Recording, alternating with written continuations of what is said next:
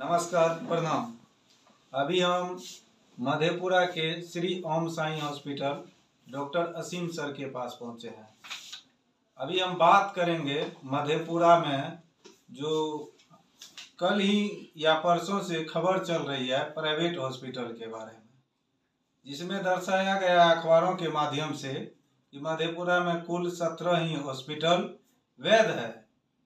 बाकी जितने भी हॉस्पिटल है उसको अभी आम जनता कहिए या स्वास्थ्य विभाग की ओर से प्रशासनिक व्यवस्था कहिए, उसको अवैध माना गया है। इसी मुद्दे पर बात करेंगे अभी हम असीम प्रकाश सर से। सर, सबसे पहले आपको नववर्ष की हार्दिक शुभकामनाएं। धन्यवाद। परमार्थ न्यूज को बहुत बहुत धन्यवाद आपको कि आप इस अच्छे और ज्वलंत मुद्दा पर हमसे बात करने का ये किए हैं, हमको मौका दिया अपनी बात रखने का। देखिए, ये जो हॉस्पिटल रजिस्ट्रेशन का जो मुद्दा है ये इतना जटिल है कि इसको आम जन समझ नहीं सकते।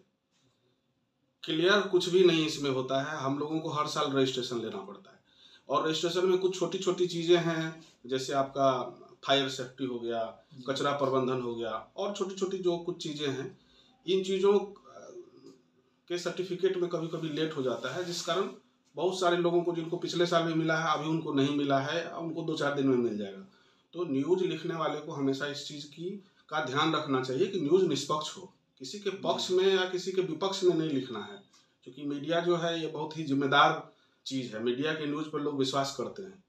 तो जो लोग जेन्युइन डॉक्टर हैं, जिनको सालों से हर साल रजिस्ट्रेशन मिलता है, इस साल किन्हीं को मिला या नहीं मिला तो उनका नाम आप दे देंगे तो उससे समाज में गफलत का माहौल फैलेगा। लोगों को लगेगा अरे हम जिनको दिखा रहे हैं हमारे डॉक्टर साहब का इसमें नाम नहीं है। तो जैसे मेरा नाम नहीं था उसी तरह से शहर के और बहुत सारे डॉक्टर साहब लोगों का नाम नहीं है।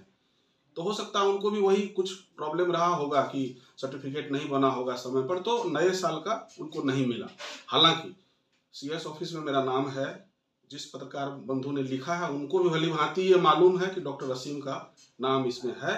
अब उन्होंने क्यों नहीं लिखा ये तो आप उनसे भली भांति पूछ सकते हैं। सर, इस चीज पर हम आपसे एक बार और पूछना चाहेंगे जी।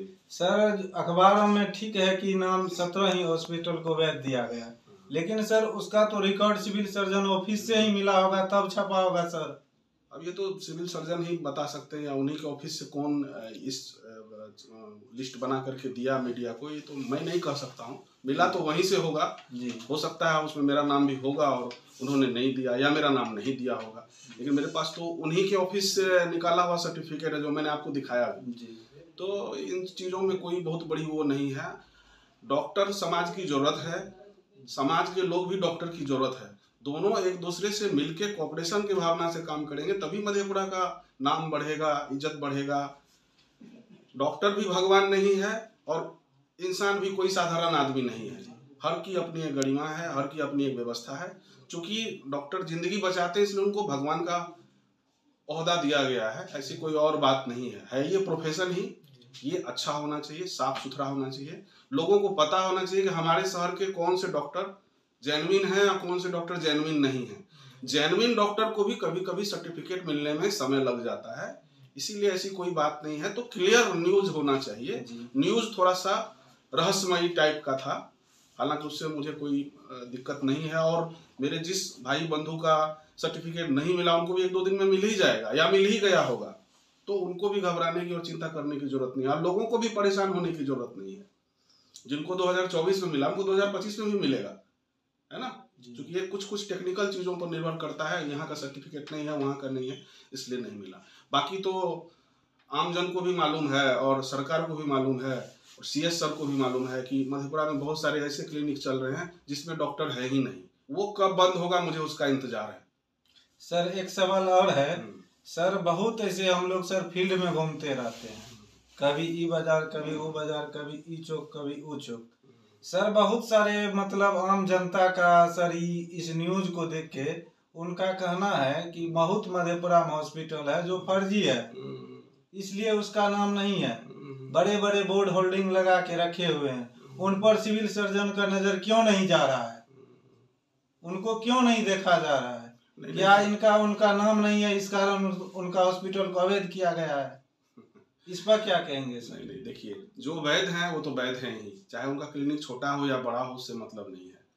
और जहाँ तक सर्टिफिकेट की बात है, मैंने आपको बोला कि इसमें कुछ टेक्निकल चीजें हैं, जैसे सफाई का आपके पास वो होना चाहिए, कचरा प्रबंधन का कागज होना चाहिए, फायर सेफ्टी का होना चाहिए। वो अगर तत्काल आपको 2-4 दिन में नहीं मिला है तो आपको तभी लाइसेंस नहीं मिलेगा 1 साल का। फिर आप वो पेपर जमा करेंगे तो आपको मिल जाएगा। लेकिन जो डॉक्टर हैं ही नहीं, वो अपना छोटा हॉस्पिटल चला रहे हैं या बड़ा चला रहे हैं, मुद्दा वो है। तो पेपर में न्यूज लिखने वालों को निष्पक्ष लिखना चाहिए। ये सारे डॉक्टर, इनको पिछले साल मिला था, इस साल अभी किसी कारणवश त्रुटिवश नहीं मिला है या उनको मिल जाएगा, ऐसा लिखना चाहिए। उन्होंने लिख दिया सिर्फ 17 और बाकी अवैध, ऐसा नहीं होता है। तो मैं उस पत्रकार बंधु से भी ये करूंगा कि वो अपने न्यूज को फिर से लिखें एक बार और इसमें ये चीज क्लियर करें कि कुछ टेक्निकल मिस्टेक के कारण हम किन्हीं लोगों का नाम नहीं दे पाए थे, उनको भी अब मिल गया है।